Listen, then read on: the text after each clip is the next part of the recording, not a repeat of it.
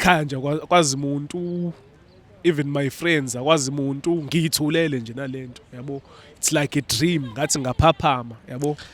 Ngibingelele ke nginamukele ku Real TV and Stories, igama lami uNelo. Namhlanje phela sabuya ngihamba noBhutira ozo share story sakhe ufuna simsize, uzositshela ukuthi simsiza ngani. Bhuti wami uyaphila? Ngiyaphila kaMbahle. Nohamba kahle mfethu. Yeah, sayithola email yakho. Nawe ufuna ukubhala email address ikhona la, ukwazi usibhalela sikwazi ukuthi sikulekelele, hopefully sokwazi ukulekelela. Ulobolile mfethu? Hey, yabo nje ngilobolile and senginesikhathi nje ngilobolile. Kahle kahle manje bengisemalungiseleni ukushada straight. Madoda inathi phela sakufisa ukulobola ngela kahle kahle every guy uyafisa ukushaya ashadele one day. And wena usuthathe ngisha amagxathu ukuthi uphikelele emshadweni. Ngiyibonile nje ukuthi sekuyisikhathi sokukhula yabo, ngeke kusize umuntu ahlale yisoka nje forever yabo. Gcineni kosuku kunekhaya nje kumele livuke yabo. Manje lo sisi lomlobolile uhlangane nini naye?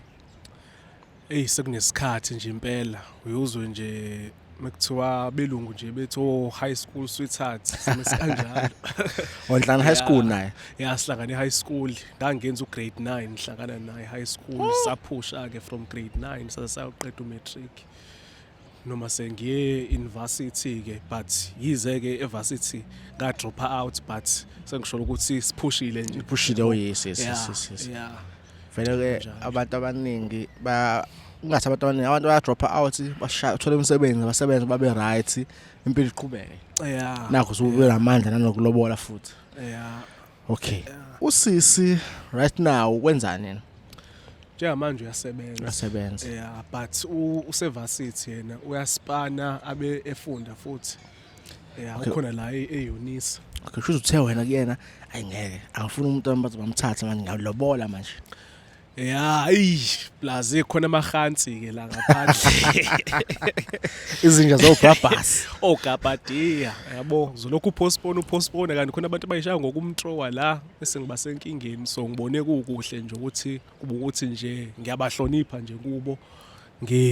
Kuba ukuthi ngiyamshada cause naye ngamthola esayitshitshi ke vele yabo, eyintombi namanje sayitshitshi.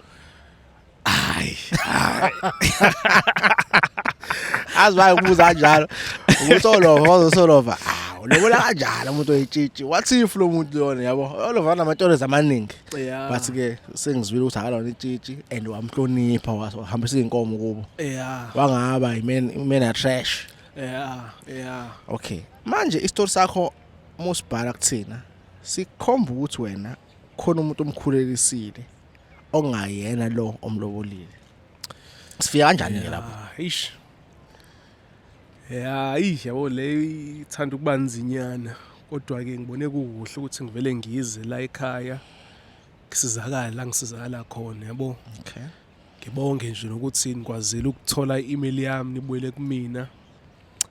Yasinda but ngizokhuluma ngayo ngoba vele kuyaphoqa. Okay. Yabo lapho ke into eyenzeka cause yabo ithekeni yami le engiphushe nayo from high school. Yes. Ngiyayithanda vele yabo, ngeke ngithi khona ukushintshile ohlampe khona ukuba akwenza into eyenzeka ngangahambile nje namajita yabo. Saphuma namajita siyoklaba nje yabo, cause ngiyakhumbula sasiyo celebrate nje umngane wami wayesanda ukuthola isipani. Yes. Asifuna nje for over 6 years ethola i-degree yabo. Akafanele celebration lapho. So sayo celebrate ke ku-celebrate kwethu kwasho ukuthi umuntu bese dakiwe ke yabo, esephuzile impela. Sabona izingane nje ihlezi cause sasiyamajita nje sihamba siwu4 mase sithi yabheka etafuleni khona izingane zihlezi ziwu4 nazo. Yawazi ke amajita ke obvious. Sure, sahamba sayo occupy ke ihlalo ke kulabo abawu4 kwa before some straight yabo. But akuyonto engayiqhenya ngayo yabo leyo nto cause ngifuna ukuyilungisa. Then one thing led to another yabo, ngasalala ke naleyo thekini yabo, salala emotweni yomngane nami yabo. Angizazi yabo, ngangimanzi nje indlela engangidakwe ngayo. ngalala naye kwaba into ye-one night stand nje angiphindanga mhlawumbe kwaba ukuthi si-exchange ama-numbers ngiyamlandelela nowangikazi ngimlandelele mva lokho sekudlula nje mhlambe 5 months kanje yabo wangi-inboxa ku-Facebook yabo angazi ukuthi wangithola kanjani angazi wangiresearcha wangithola kanjani but ngabona ngumuntu esengi-inboxa nje ku-Facebook because inamba yami akaze ayithathe neyami angikazi ngiyithathe yakhe bengithola i-inbox hawu umuntu ungitshela ukuthi sahlangana kwi-club kanje mengithi ngiyabheka hawu nangempela ngalesi sikhathi ngangikule club nje so celebrate yabo umngane wami ethola isipani angitshela ukuthi wabamba yabo ngithi ngiyabuza wabambani yabo wabambani because kuningi ukubamba yabo into eyenzeka kanye yabo anginayo efuthi anginayo ngisho nanememory yayo yabo sure yenzeka because kufanele ukuthi kwakuyi blackout yabo asho ukuthi ukhulele una 5 months angifuna uqamba amanga ngadinwa cause yabo ngilobolile yabo imali engiyikhokhile nje le yamalobole bese kuzobhidlika nje kanjalo plus ngumuntu wesizulu ke mina yabo angikholelwa nje kwama divorce yabo mhlambe khona izinkomo kumele zilandwe noma ziyabuyiselwe emumva yonke leyo nyovademe yabo so angitshela ukuthi ukhulelwe akekho futhi engimtshelile ngalento yabo ekhaya nje kwazi umuntu even my friends akwazi umuntu ngiyithulele nje nalento yabo it's like a dream ngathi ngaphaphama yabo manje wena mawubheka isinyanga emuva uyabona ukuthi ingane le futhi yakho ngempela mo-check isikhathi kwenzeka ngaso nesikhathi akutshele ngaso ngikuphazamise nje kancane for 2 seconds le video le isponsorishwe abaka-EasyBet abaka-EasyBet inkampani ezokubheja ikhona kwi-app yakho ye-Android noma ungangena kwi-website yabo uma ufuna ucreate i-account yakho ilink nje yokuqala ku-description yale video le create i-account yakho usebenzise i-promo code LOVE50 ukuze usitholele u50 mahala nje ngokuthi ucreate i-account wasebenzisa i-promo code uLOVE50 uma ufaka i-deposit yokuqala uthola u150% isibonelo uma ufaka u100 uzothola u150 for free plus nawo lo 50 lo uthola mahala uma ngabe ubhejile wadliwa uzobuyisela u-cashback ka15% wemali okade uyifakile bafethu ama-odds aka-EasyBet makhulu kakhulu ahlula wonke ama-betting companies akhona eSouth Africa u-EasyBet u-available eSouth Africa uphela for now uzotholakala e-Africa nasemhlabeni wonke jikelele ekuhambeni kwesikhathi so create i-account yakho namhlanje usebenzisa i-promo code uLOVE50 LOVE50 abaka-EasyBet bathi siyayithanda i-Reactive One Stories qhubeka unikeza abantu izistory usilekelela abantu ngakho nasikuxhasa ukuthi ukwazi ukwenza lokho siyabonga kakhulu aba-EasyBet ngokuxhasa le video le asiqhubeke sibuke ivideo yeah ngebhad because ngibe nako ukubuyela emumva sengibheka ikhalenda 5 months bese ngibuyela kwikhalenda no like kuya correspond yabo it's highly possible ukuthi yami vele yize ngisazoyifuna i-DNA test but ngiyakholela ukuthi kwenzeka njengoba eshilo but phela yabo ngiyumjida ngizoyidinga i-DNA test nanokuthi le ntombazane le ayikwazi lutho yabona umuntu uma ngabe kwahlamba ukuthi uphila kanjani mhlawumbe nemali usengakulandelela ngisho ingane ngayo neyakho this one ngahlangana nje eklabhini yazana amagama nje yabo lento leyo usekulandelela ngoba phela futhi into eziqiniso not ngoba mhlawumbe khona into ayaziyo onayo ayikho vele into etheni ephathekile eyaziyo ngami ejulile because nale moto esasihamba ngayo kwakuyimoto yomngane yabo so ingakho ngikholela ukuthi it's highly possible yabo le pregnancy but still ngizoyishaya i-DNA test kunjalo because you never know test ibalekile nje ukuthi ukhulise ngane ubune short yakho ngathi after 20 years sekushuka utata yakho manje konqonqo so landa umntanami la okay isizathu sokusibhalela wena ufuna ukutshela ingoduso yakho ukuthi before ngene emshadweni iyazi ukuthi kunengane ezozalwa nje anytime soon isona sifiso sami yabo I feel like kuzoba wrong of mina yabo I think it says a lot about i-character yakho nje as umuntu yabo.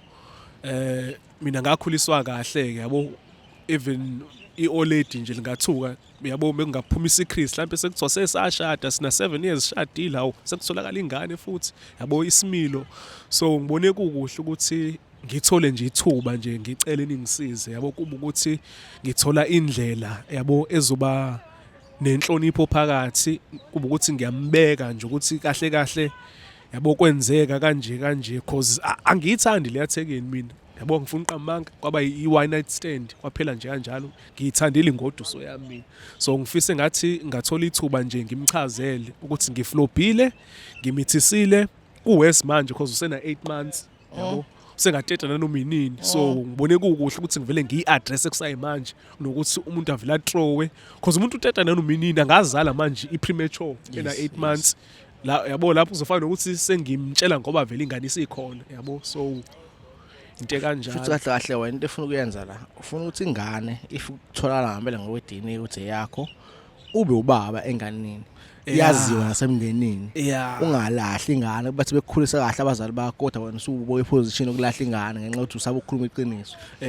At the very same time uyafuna ukuqhubeka nomshado lo, ufuna ukuthi umakoti wakho azi ukuthi lento wayenza iphutha, awungahlosanga lutho, uyamthanda, ufuna umtshela iqiniso before athathe decision enkulu yokuthi ke kusayine kwindawo zamshado lezi. True athele ngenyongo kube nje true. Nanokuthi mfethu zobe kuyingcosi yami yokuqala le, angikazi ngaba nayo ingane yabo, bengitshe ukuthi ingane yami yokuqala nje kuzoba ingane esuka from ingoduso yabo. So yabo enye into esazomdemeja ke leyo yabo, ingiphatha kabi ke cause ngiyamazi ama emotions akhe nje ahleze all over, but sengenzela ukuthi ngikwazi ukuba ubaba oqotho yabo, cause yabo nje nami angikazi ke mina ngibe nayo leyo nhlanhla yokuba nabazali abathandanayo yabo, for like kuba ukuthi nje bawo forever bashona bethandana yabo. Abazali bami bathandana nje isikhathi esifishane ba divorce yabo. So mina ngifisa ukuthi ngimnikeze impilo yabo angakaza ayithole, yize phela well ingane yami bengizoba nayo nengoduso yabo, bengifisa kube njalo vele kusazoba njalo mewuthi uyangixolela yabo. But yabo ingane yami since izoqhamuka kumuntu engeke vele ngishade naye yabo, I wanna be a present father yabo kuyona, uphuyithathe naye abe involved kuyona njengomzali. Nimithi menitholenye naye senitholenye sinaye vele yenye yokuqala.